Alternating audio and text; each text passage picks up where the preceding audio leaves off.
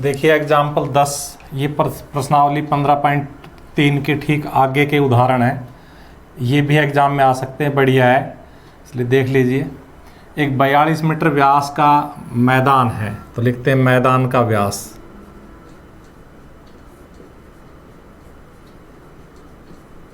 बराबर 42 मीटर। इससे मैदान की त्रिज्या निकाल देंगे, व्यास की आधी होती है 21 मीटर। मैदान के बाहर 3.5 मीटर चौड़ा रास्ता है, तो इस प्रकार से देखो त्रिज्या हमने कैलकुलेट करी थी 21।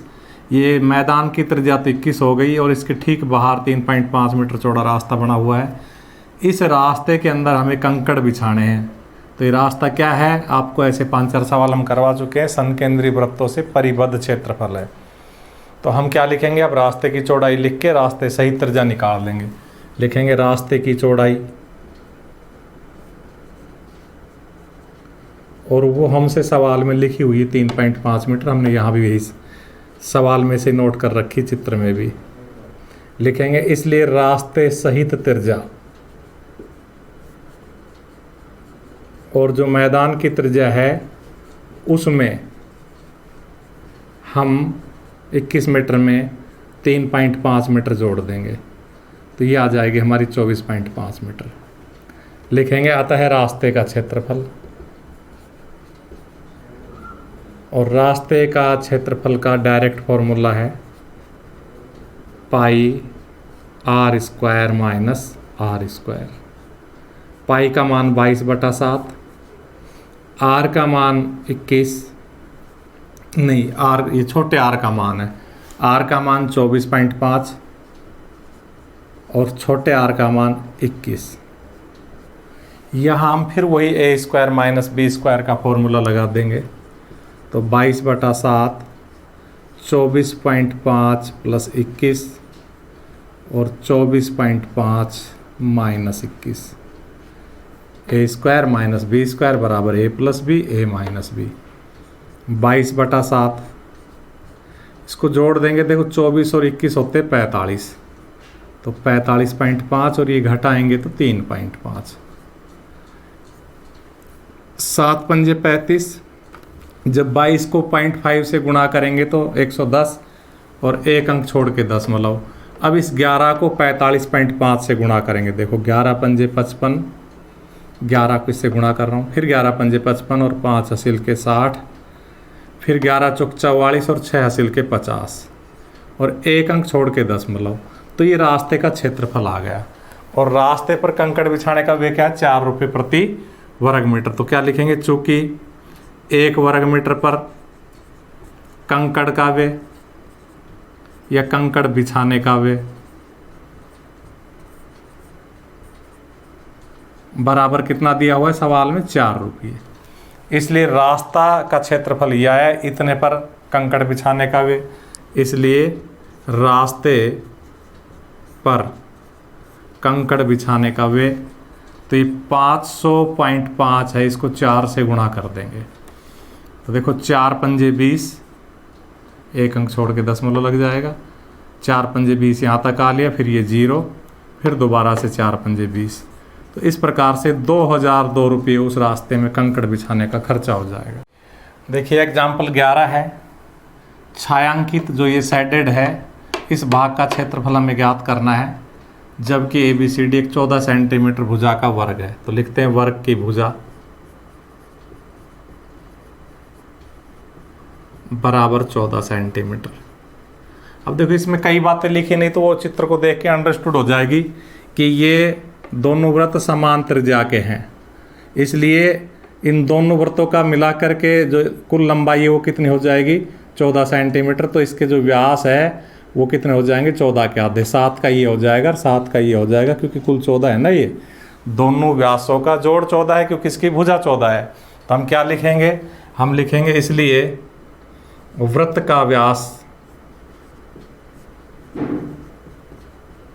बराबर 7 सेंटीमीटर, 14/2, क्योंकि ये 14 सेंटीमीटर दो वृत्तों के व्यास है, तो 7 सेंटीमीटर प्रत्येक लगा देते, इसलिए प्रत्येक वृत्त का, इसलिए प्रत्येक वृत्त की त्रिज्या और अब 7 में भी 2 का भाग दे दो क्योंकि व्यास की आधी त्रिज्या होती है। अब हम अगर इस वर्ग के क्षेत्रफल में से और इन चारों वृत्तों का क्षेत्रफल घटा देंगे तो छायांकित भाग का क्षेत्रफल आ जाएगा। तो लिखेंगे अतः छायांकित भाग का क्षेत्रफल। बहुत ही आसान सवाल है, सीधा सवाल है, थोड़ा सा बस सूझबूझ से काम लेना है आपको। तो हम क्या लिखेंगे, हम लिखेंगे वर्ग का क्षेत्रफल और उसमें से क्या घटा देंगे, चारों वृत्तों का क्षेत्रफल।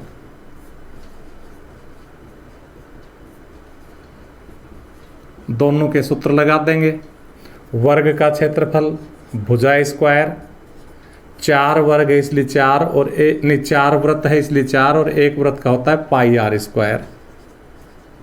अब हम इसमें वैल्यू रख देंगे। वर्ग की भुजा 14 है इसलिए 14 का स्क्वायर, 4 पाई का मान 22/7 और आर का मान 7/2, आर पे घात 2 इसलिए 2/7/2। 14 की घात 2 का मतलब 14 गुणा 14 196 आएगा गुणा करके। 1 7 से 1 7 कट जाएगा, 2 दूनी 4, फिर 2 से 2 कट जाएगा, 22 7 154। बहुत सिंपल गणना है। 6 में से 4 गए तो 2 और 9 में से 5 गए तो 4 और 1 में से 1 गया तो 0, जिसको लिखने की हमें आवश्यकता नहीं है। एग्जाम्पल 12 देखिए, इस डिजाइन का क्षेत्रफल ज्ञात करना है। तो इसमें साफ लिखा है कि आकृति में छायांकित डिजाइन का क्षेत्रफल ज्ञात कीजिए जो त्रिज्या 8 सेंटीमीटर वाले 2 चतुर्थांशों के बीच का उभयनिष्ठ भाग है।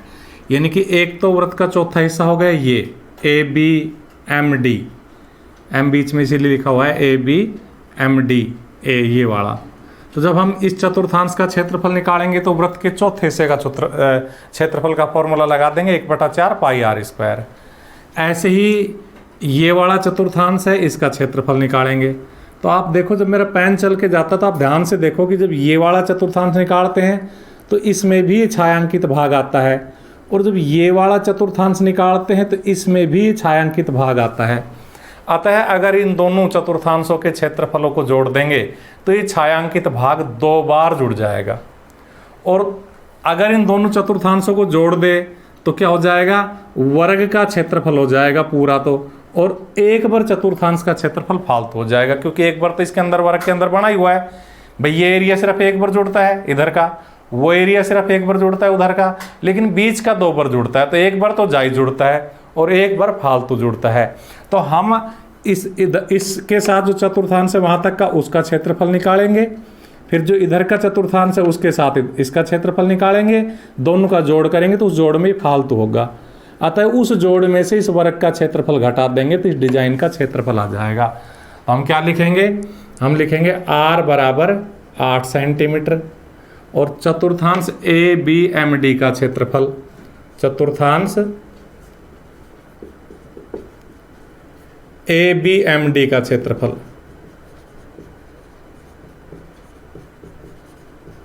तो देखो चतुर्थांश का क्षेत्रफल है इसलिए 1/4, क्योंकि चौथा हिस्सा है, वृत्त का होता है पाई आर स्क्वायर, तो पाई आर स्क्वायर को 1/4 से गुणा कर देंगे।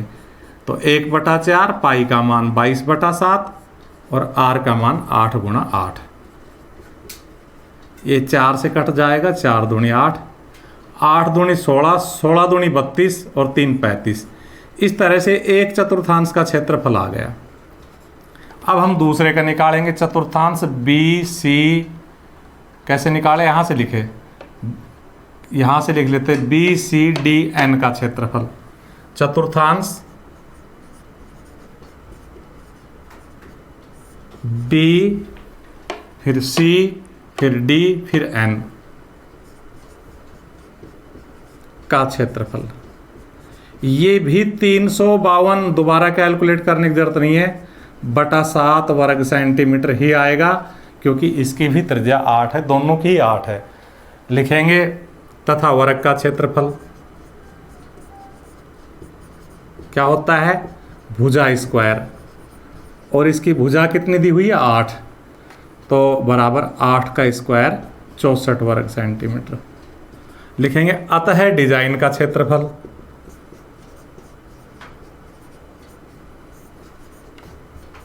कितना हो जाएगा, 352/7, फिर प्लस 352/7, और इसमें से 64 घट जाएगा। जब ये 352/7 दो बार जुड़ा है ना, तो इसमें दो बार ये छायांकित भाग जुड़ गया, तो एक बार तो ये इसमें भी है 64 में भी, और एक बार इसमें फालतू है। तो कुल मिला के इस जो दोनों चतुर्थांशों के क्षेत्रफलों का योग है, इसमें वर्ग के क्षेत्रफल के अलावा एक बार ये और जुड़ा हुआ है, मैंने कई बार समझा दिया है। अतः इसमें से वर्ग का क्षेत्रफल घटाती चतुर्थांश कहा जाएगा। इसका बटा 1 मान के एलसीएम ले लो 7। तो देखो ये 352 ऐसा कैसा, क्योंकि 7 में 7 का भाग देंगे, एक बार जाएगा, एक को इससे गुणा करेंगे। यही कहानी यहाँ करेंगे हम, और यहाँ 1 का भाग देंगे, 7 बार जाएगा, 7 चौक 28, 7 छिंग 42, और 2 हासिल के 42 और 2 44। 352 में 352 जोड़ दो, तो 2 और 2 4, 5 और 5 10, 3 दूनी 6 और 1 हासिल का 7। इसमें से अब 448 घटा दो। 14 में से 8 गए तो 6, 9 में से 4 गए तो 5, और 6 में से 4 गए तो 2। तो हमारे पास कैलकुलेशन आ जाएगी 256/7। 7 का भाग दो तो ठीक है, नहीं दो तो ठीक है, आपको पूरे अंक मिल जाएंगे।